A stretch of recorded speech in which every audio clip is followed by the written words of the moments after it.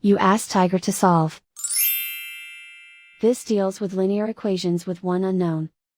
The final result is x equals -9/4. Let's solve it step by step. Group all x terms on the left side of the equation. Subtract 4x from both sides.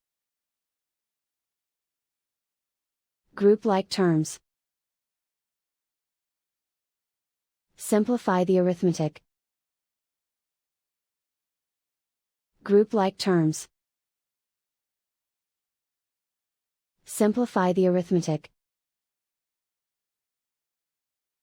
Group all constants on the right side of the equation. Subtract 18 from both sides. Simplify the arithmetic.